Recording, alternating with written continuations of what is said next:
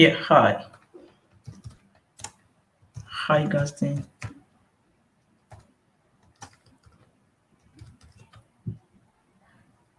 You're welcome. You're welcome. I just gave him presenter mode. It should just take him a moment. Okay. Hi guys, how are you all? Great, thanks. Excellent.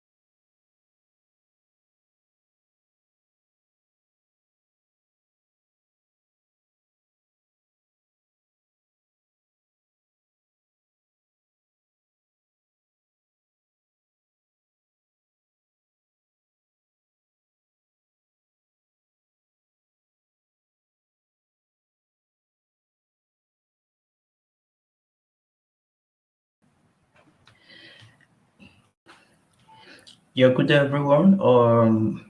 We just 5 minutes for the next speaker to start. Please, while waiting, you can just join the keynote speak and watch the video. Oh my goodness. Oh,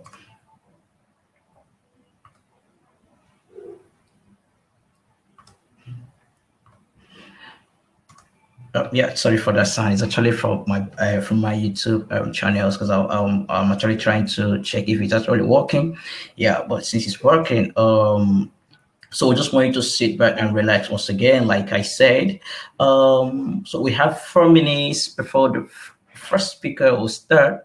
So just feel free and watch the keynote speech and the videos and just wait for him for the time to reach so that he can start. So Okay. we know that you're actually looking at the screen and it's as if that nothing is happening. Yeah, don't worry. We're here all together. We're in this together, all right? So you're not alone.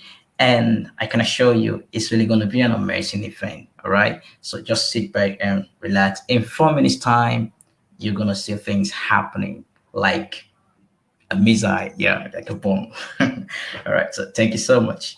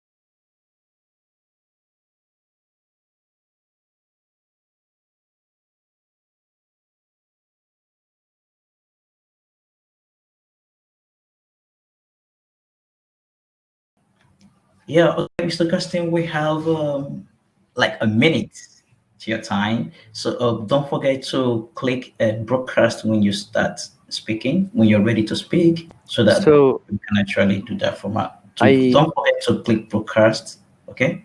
okay, I join into the room, and then Yeah. I just share my screen and start the Yep. presentation. Yeah. Yeah. So once you joined, we're already live. So then we just start broadcasting. Okay.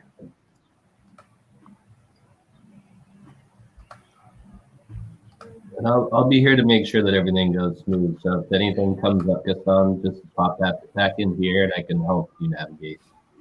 All right. Excellent. Thank All you. right. All right. Thank you so much. Thank you so much. No worries. Okay. So that's it. Mr. Garstein, thank you so much.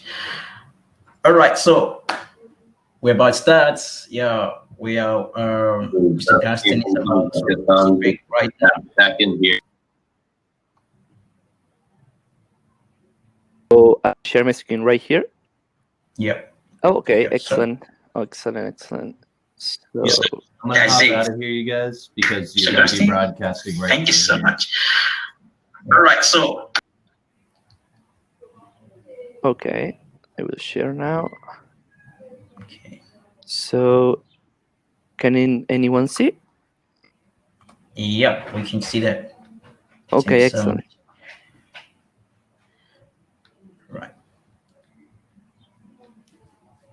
Okay, so do I start? Yes, you can start, sir.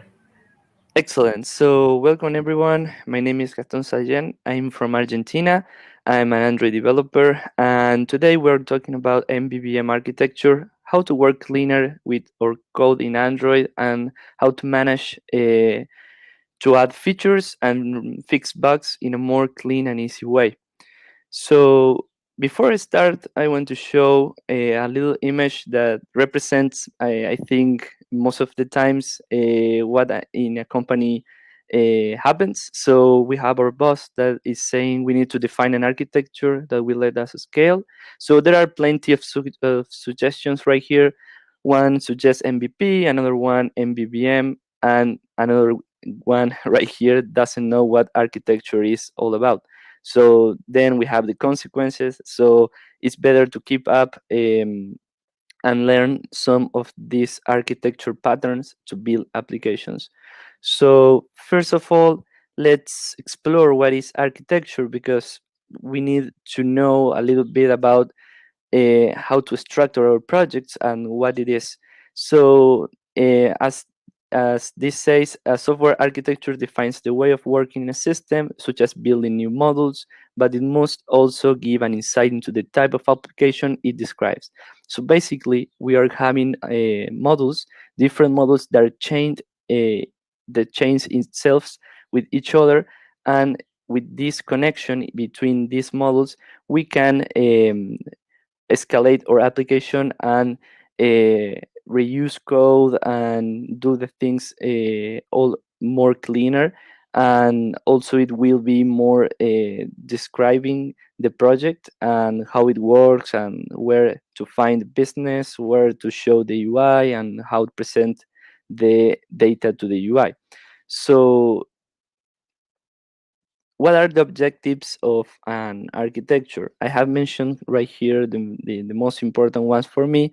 One is framework independent, so it, we can work with any IDE, and within each of those, the architecture will be the same. There is no it's not attached to the framework we are working into it. So architecture is more of a global concept for building applications. So it's easy to test as well. If we write each module, we can test each module by separate, so it will be more easy to for us to test.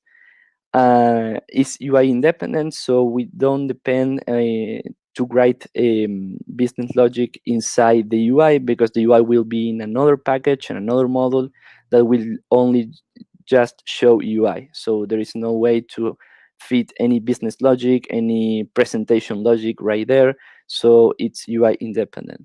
It's easy to maintain. So in the future, if we need to add any new feature, it will be more easy for us, because since this is a modularized project, we will be adding what it needs in each module or in each layer. We're talking more about that in the next slides. But it's easy to maintain. It's easy to keep adding things, fixing current bugs. It will be easy to spot them and to add new features. So it's a DB independent. Also, we don't care about which DB we are using. We can use Firebase, we can use Room, we can use any database that we want. We will be changing only the business logic in the data source.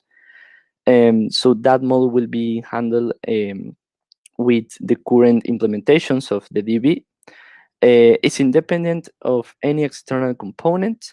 So if we want to, let's say, add any third-party library or anything to any existing model, it will not affect the models that depend on that model, because we are not depend entirely depending on each model. I mean, if we add any third party library or anything to a business logic model, the presentation model will not know about that. So we can just write each model by separate, and each model will be doing just one thing.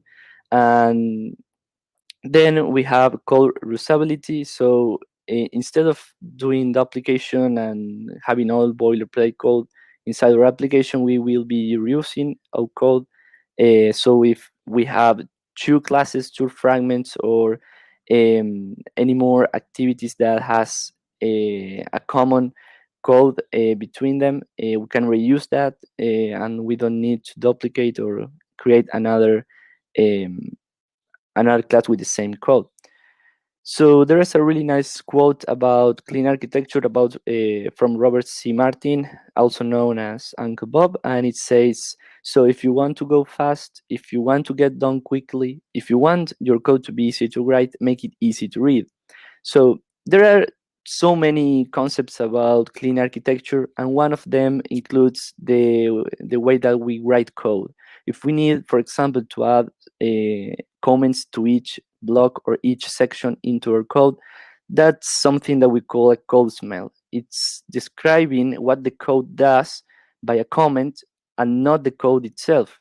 So if we can't make the code describe itself, we are writing bad code, or writing code that we don't understand, being the ones that we create the code. So for a clean architecture, we need to create code that is easy to read and is easy to write. So we will be talking about this when we introduce MVVM and how it connects with different models and how to create a clean architecture project. So model view model, it's a new architecture pattern from Jetpack, Android Jetpack. So Android Jetpack is a bunch of libraries that Google provides us to create applications. There are really a lot of Android Jetpack libraries. For example, we have the navigation components library inside Android Jetpack navigation, and that's really, really handy to communicate fragments, fragment transactions, animations, and how to navigate between these destinations. From there, we have Android Jetpack architecture, and from right there we have MVVM. So, what is MVVM? As I said, it's a new architecture pattern suggested by Google to create our Android applications in a simple way. So there are some advantage of using MVVM, and there are three advantage that I consider the most important for me. Is easy to implement, we separate logic from our view, and it's adaptable to life cycles. So easy to implement is because there is no so much going on right here. We have an observable pattern from the view model. So in our activity, we'll be observing the data inside the view model, and it's not like so difficult to implement.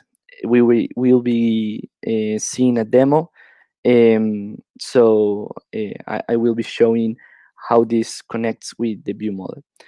We separate logic from our view, so we don't need to have business logic or anything like a presentation logic inside our UI.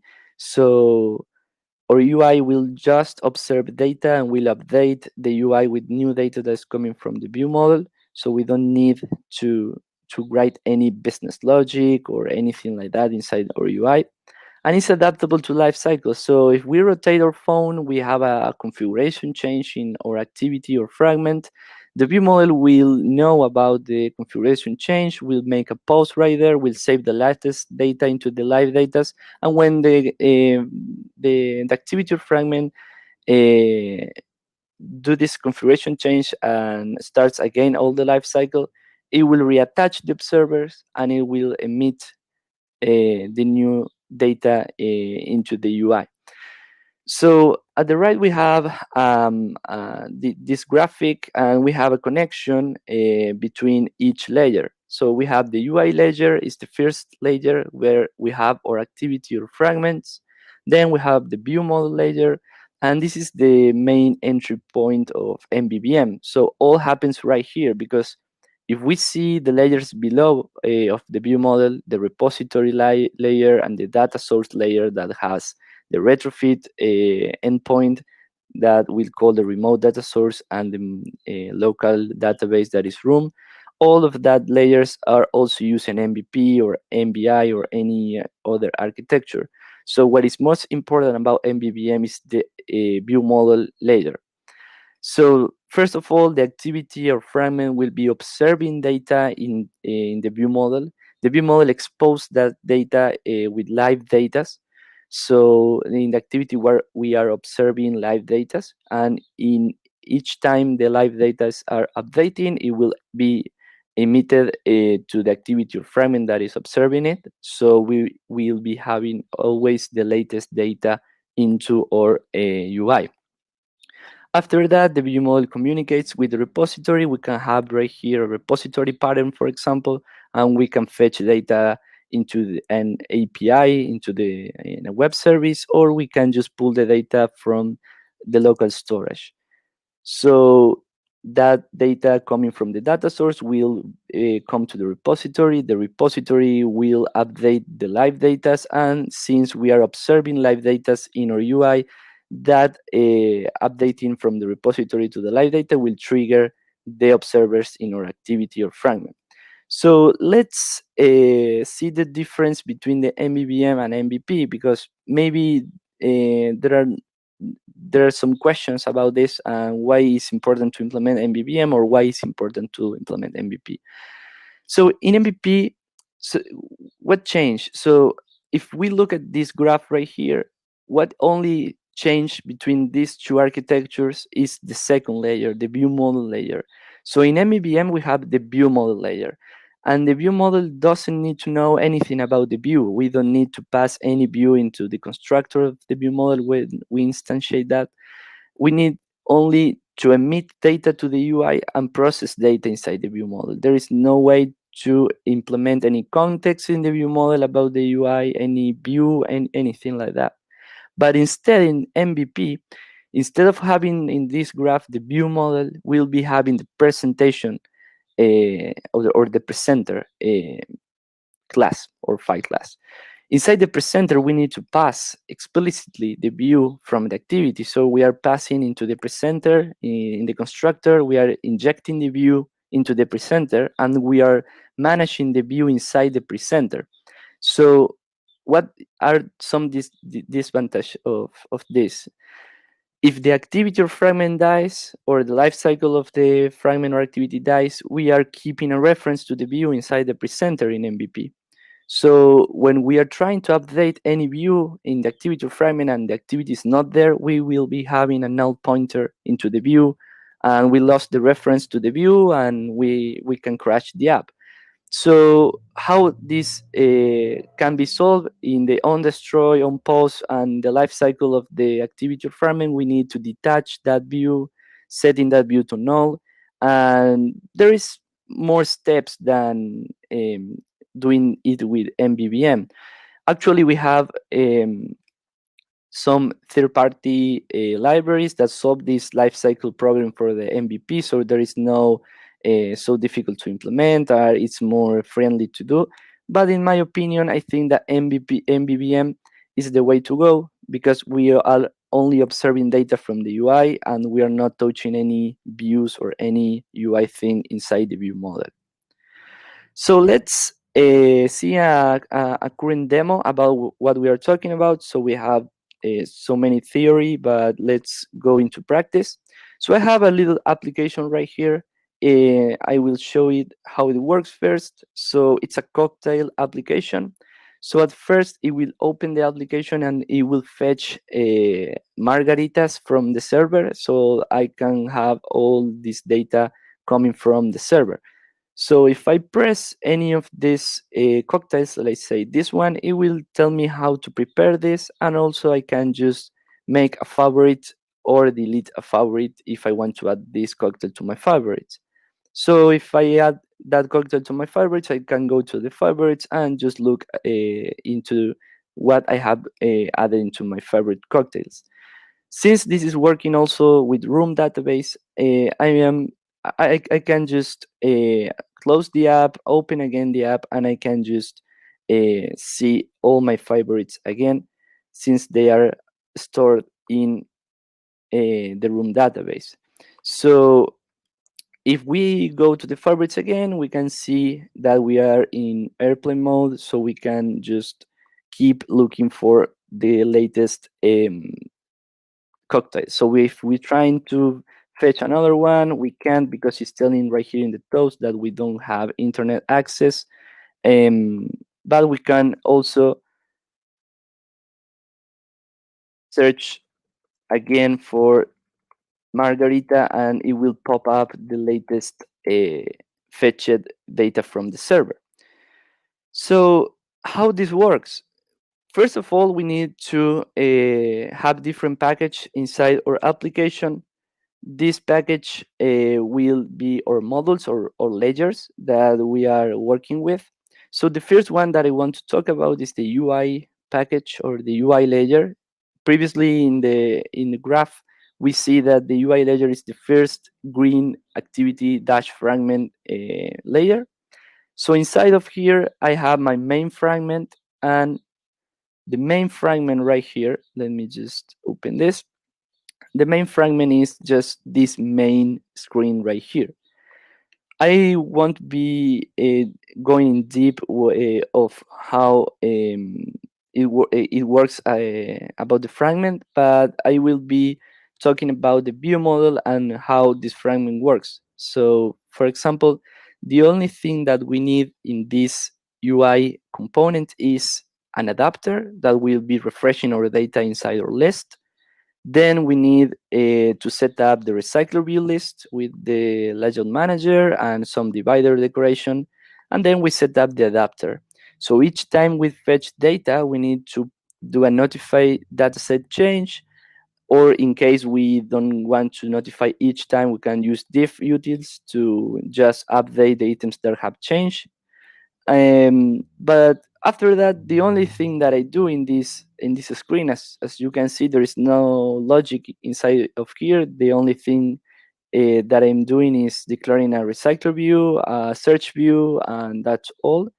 The only thing that I need to update in this UI is the list. So what I do is I call the view model. So in the view model right here, this is the second layer. I expose a live data. That live data is called fetch cocktail list.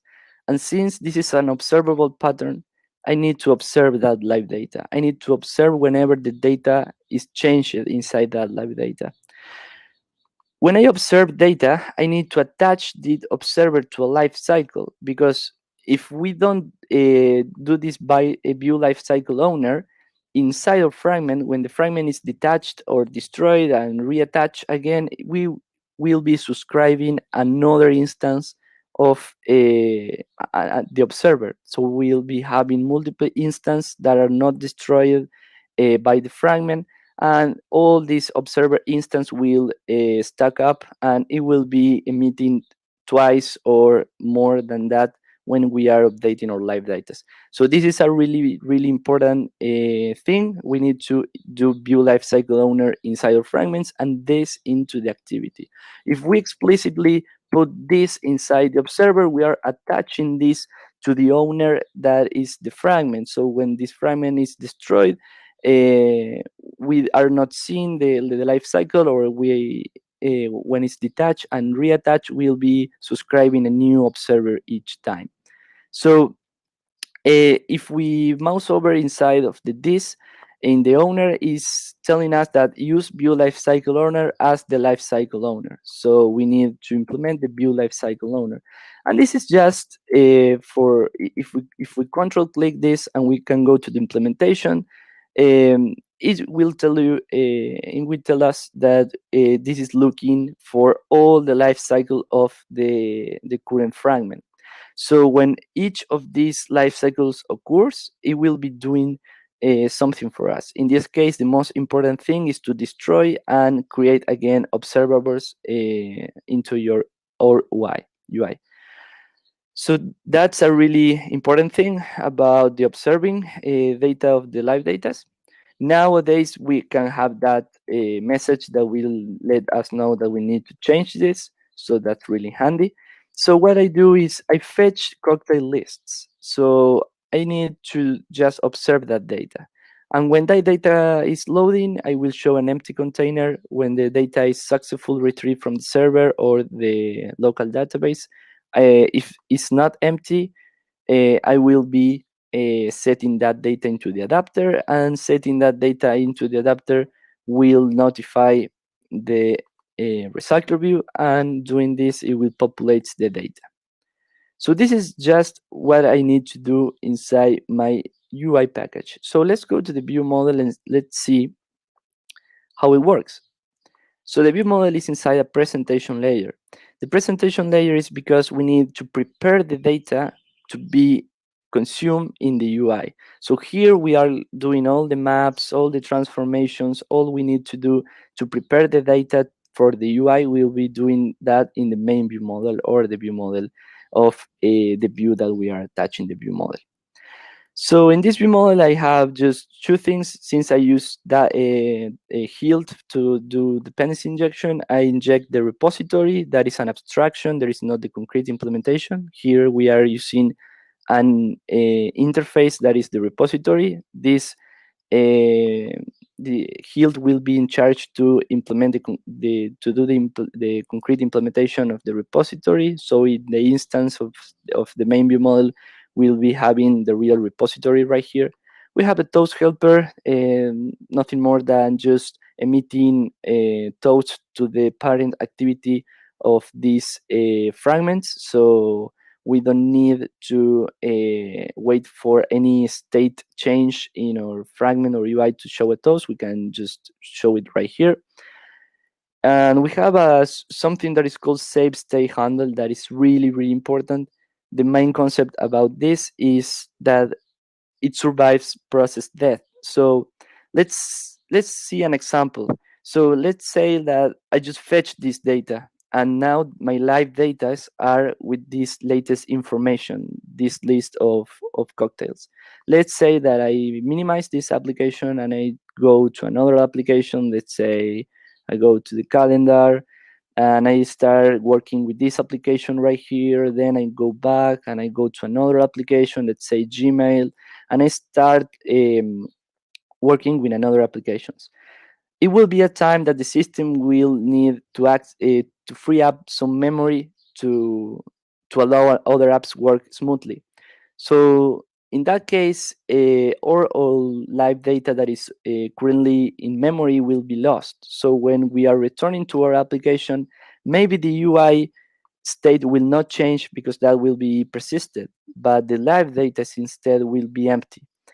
So if the live data are empty, each time when we are trying to access those live data, we can have an error that the live data are empty or are not initialized or anything like that. So it's more error prone. So to solve that, we use a save state handle, and we get the live data from that save state handle. So each time we are working in different apps and we come back, we are not losing any data inside those live data. That is a really nice thing, and it's really in handy. So our fetch cocktail list was the method that we were calling in our UI, and what this does is it just it will be listening for this current cocktail name. This is a variable that can be set from the fragment itself. So at the beginning, we are setting this as margaritas. So it's the initial value. As we can see right here, the current cocktail name is initialized with Margarita. So when we start our application, our current cocktail name will be Margarita. Since we are not fetching again this data, this will yield to false because it's not equal to the previously or any other search term. And the switch map, while it's observer in the UI, it will emit a live data each time this current cocktail name is changed. So the live data is scoped to a coroutine context that is working in another thread, the dispatcher's IO thread, that will be fetching data in the background. And when that data is done from the background, it will first emit a resource that is loading. Each time I do this emit, I am emitting a live data. So I do emit and I go to this result right here into the loading state. Then I just go to the repository. I get the cocktails by the name I am searching in the search box. I pass the name, let's say margarita, gin, coffee, anything, and I do collect for each of those items that are fetching from the server. So this is all the work from the view model. That this thing until change will work like this. So if I search for margarita and I press again the search term, the search button, it will not search again, since the current data inside the cocktail name is the same that I am passing again to the same cocktail name. So since this is not different, it will not trigger this live data, and it will not trigger again the emission from the repository. So that's really nice to keep up less calls to the server, and we are not calling again on the same last retrieved cocktail. So moving from the presentation layer, we are going to the repository. So we are calling get cocktail by name, and the repository right here is this other layer that we have in this graph. So for this, I am using a repository pattern right here in this repository. So I'm fetching data from the network or either from the local data source. So what get cocktail by name do? It first gets a cocktail to search into the web. It first will deliver to us the latest data inside our local database, if that cocktail is in our room database, for example.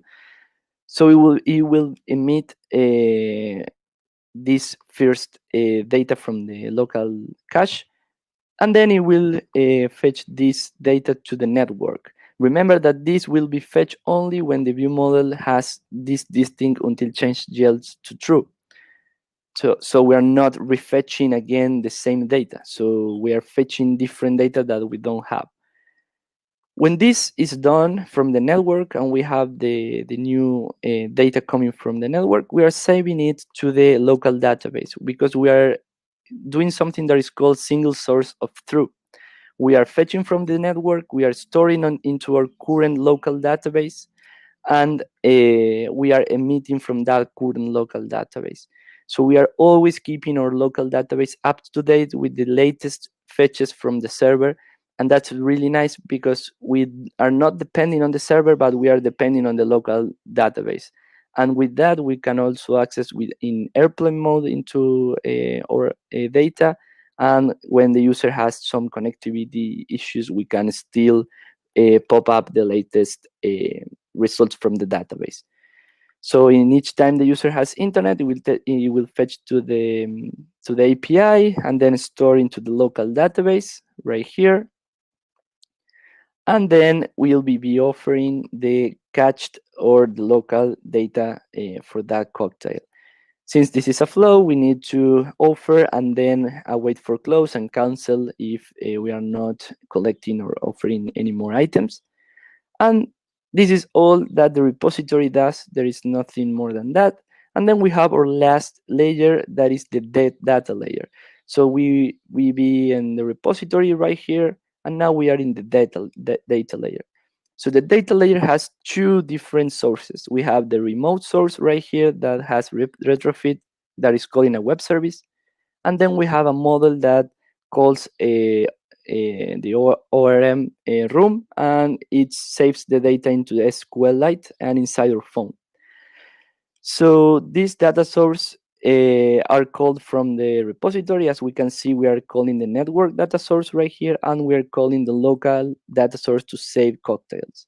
So let's go to the data layer. Let's go to local, and let's see that we have a DAO right here.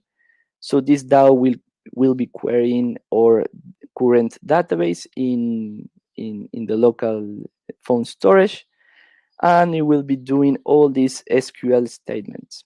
So this is really nice. As you can see, we are using suspend functions with room, and this can be done using the latest, I think, KPT on room. So this is really nice to work with. Also, the sentences, we can write these annotations with queries, and if we have something wrong inside the query itself, it will be pop up to us, so we can just fix it on the fly, and we don't need to wait until something is wrong when we execute the app. For example, if I do this right here, it will not get the table that is needed for this query, but instead, if I do that, I can just access the table. So it's really nice that also it's prompt to us about the tables and about all the queries that we can do, and it will converge all of this in a static way. So meanwhile we're writing the query, we can see if we have any errors, and no, we don't have any errors on execution time. So this is the local data source. It just has some methods inside of it that will save, delete, or get cocktails from the database. So if we get the cocktails from the DAO we saw before, we are passing a name, and then we are using a select statement and getting the cocktail from the local data source. So from the remote, I am doing the same. I'm just calling a web service with retrofit, nothing more than that. So the web service just queries an API in the web, and this is all that is doing with retrofit. So I have my two data sources, like right here, the network one and the local data source. Then I have a repository that decides where to fetch the data from. And then I have my view model that will come with the data from the repository. And when I have that data, I emit that data to the UI, and the UI will collect that data since they are observing all the live data, or in this case, the fetch cocktail list live data. In that case, when the mission is done, I just set that list to the recycler view, and that's done.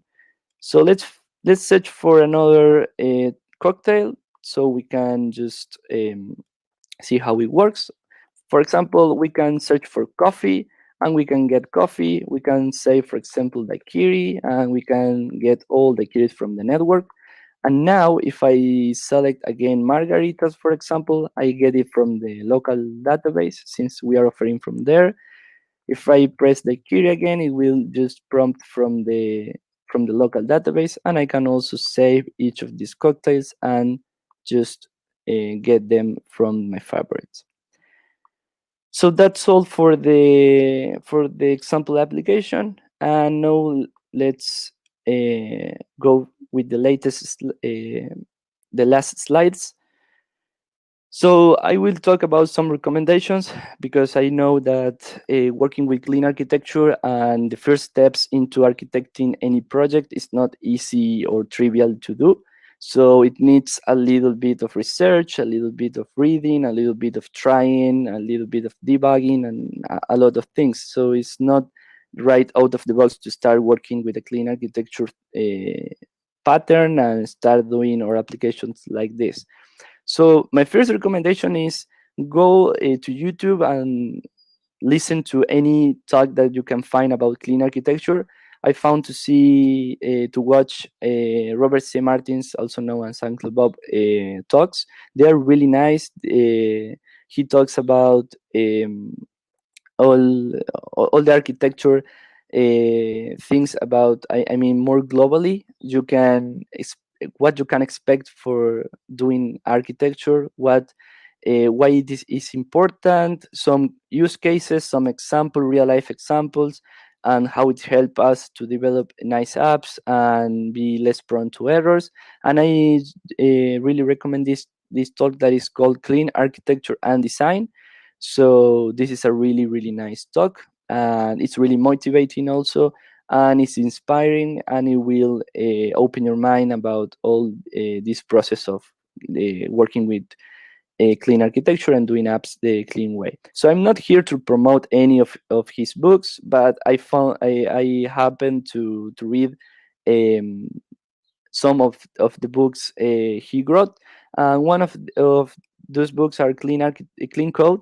So in this book, you will find all the fundamental concepts of software architecture and good tips. And it's really nice because it prompts us with some examples, some bad examples that needs to be refactored, and we have the solution after that, so we can see where the code are doing some pitfalls, and where when the code smells, and what are comments, why we don't need comments, why we need comments, how to decompose methods into more easy to read methods, and more um, modularized code, how to call methods, in which order the methods needs to be in our class, the naming conventions, or the variable conventions and the names also. So there are plenty of good tips and really nice examples by reading this book. I really recommend it. It has a tons of examples, and it's a really nice way to start doing clean architecture, also with nice examples. So the other book that I wrote, read it, is the Clean Coder, a code of conduct for professional programmers, and it's really nice. The main objective of this book is not the the clean code examples itself, but how to handle estimates, how to take difficult decisions, how to work with teammates, how to accord with our boss or with our team, how to do something, and how we need to be working with more people. So programmers are tending to work lonely, or maybe we work in something that we don't want others to touch. So maybe this book will help us open our minds and be really really open in changes, and all the code of conduct that professionals programmers must have when working in large companies, and how to take decisions and move forward. This is a really nice book. It will really help us to work in any organization and with the teams. So to finish up this talk, I will let these helpful links right here about what we are talking about. You can find um, any of this code inside any of those links. I know, I think, sorry, that this repo link, it's old, or it will, no, okay, it will redirect to the latest renaming, because I renamed that repo, but it's gasstyle dash cocktail app, and here you will have the architecture, the things that this is using, and an example. Feel free to modify the UI or anything like you want, and do a pull request. I will be glad to review that and integrate it into the repository. So I also have a YouTube channel that's called Sociedad Androide. It's in Spanish, but the code is in English, and it has so many examples. And I happen to made a full guide on videos on how to create this app, so you can find it right there.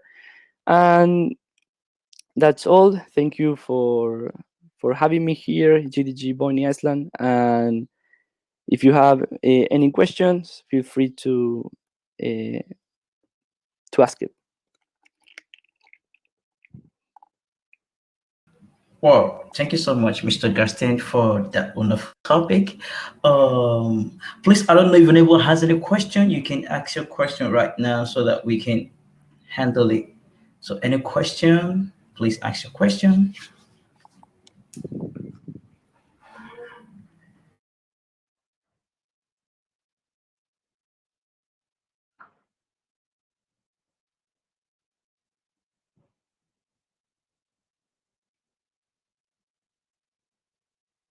Yeah, you can ask your question. All the Android developers that are online, initially you were writing your your Android apps in a different way that's not really the standard way of doing it, or not using the MVVM models or method.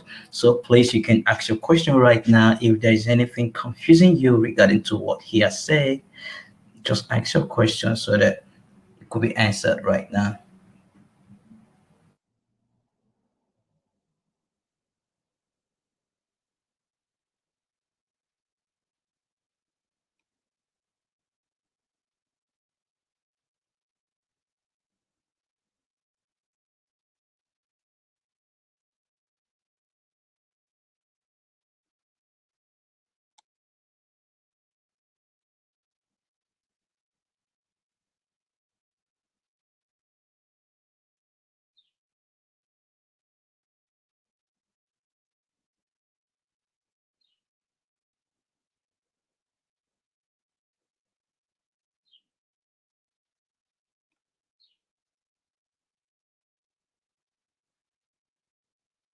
Okay, so if there are no questions, there is no problem. You can find or reach me at GitHub or into my Gmail, and I will be glad to answer each question. So thank you all for having me here, GDG Bonny Island. Thank you so much for this space, and I hope you learned something for this talk. And since it will be recorded and uploaded to YouTube, you can go back and see if you have any questions. So thank you so much and see you next time. Well, thank you so much for your time and for a wonderful topic you've given to us. Please, we would like to have your Twitter handles on the comment section and your GitHub, or anywhere we can reach out to you for anyone who wants to have more communication or more talk with you regarding to the Android development stuff, so that they can actually easily copy it to their individual devices or just add you up on their Twitter handles and the rest of them. So thank you so Excellent. much. I will be posting the links in the chat section. Thank you so much. Good. Thank you so much. All right. So far so good. This has been a wonderful one. Immediately after this one, we're gonna have the next speaker that'll be coming on board by that's gonna be by 4:30. So we're just gonna allow you to have a rest because you've actually spent 45 minutes sitting down. So you can just walk around immediately the session is over. So you can just easily walk around, just stretch your bones, maybe take a cup of coffee or a glass of water. Some other thing you can just do just to straighten yourselves. Then we're gonna come back here for the next sessions. Meanwhile, if you are in Nigeria, we actually have small thing for you for the people that's gonna be online to the end of this event. We're gonna drop some data subscription for you so that you can resubscribe the data you've actually spent being online here. So we're going to resubscribe for you if you are here in this event and you are in Nigeria. Yeah, sorry for the people that are not in Nigeria. I apologize. All right, it's only going to be hard for us to send data stuff to you over where you are.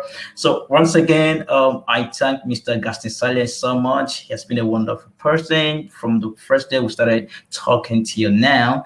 Yeah, he has really been awesome, and I'm so glad that he really honored our invitation to speak in our events. So thank you so much once again. Thank you for honoring Mr. Gaston, and thanks to everyone who has been here. So you can just go take a break, then we'll come back by 4:30 for the next speaker session, who will be Mr. Carl Wemester, a cloud AI advocacy manager.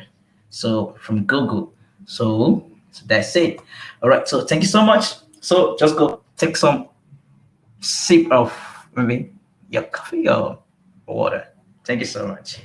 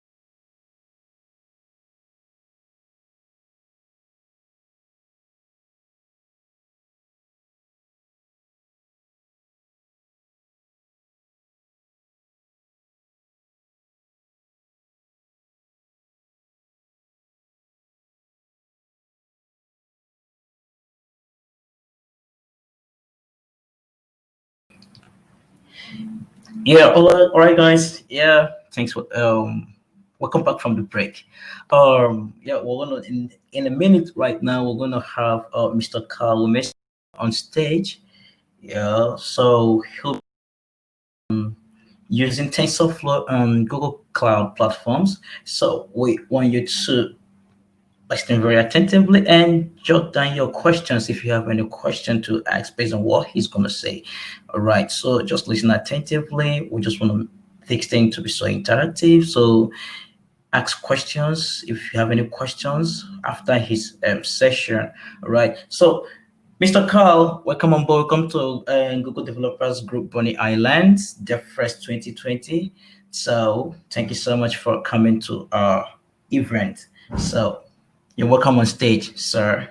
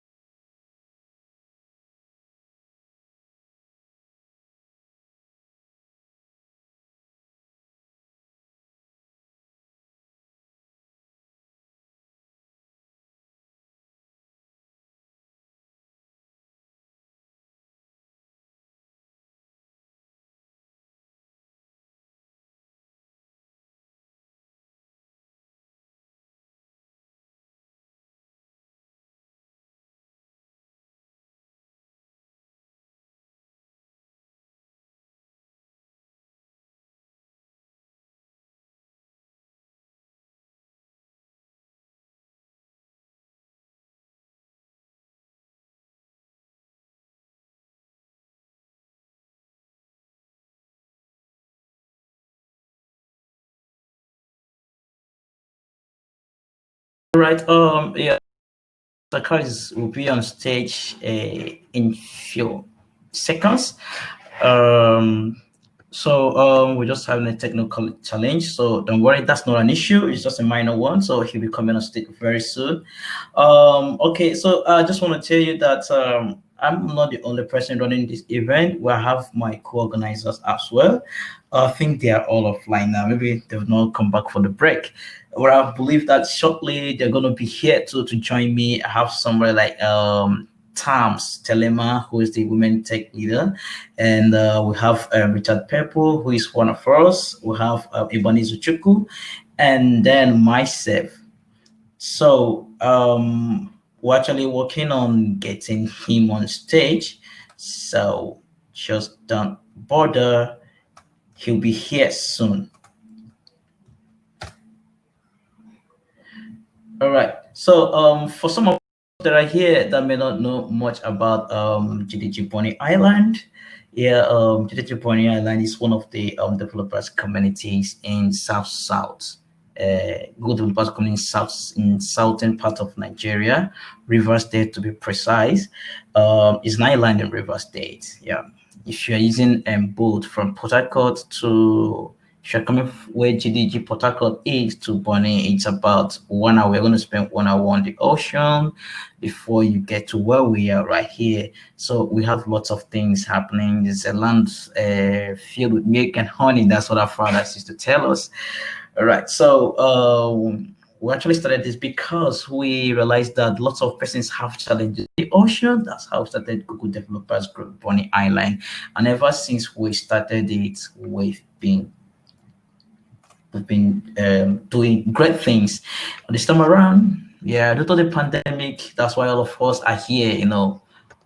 Safety for one is safety for all. So, and I so much appreciate you for coming online to honor our event. So we're just working on getting him here. Don't worry, once again, he's gonna be here, right? Yeah. So thank you so much. So I don't know if anyone has anything to talk about so that we can keep this stuff going. in this part, most people don't usually come online because of the way internet is. All right. So just please give us few minutes. He'll be here.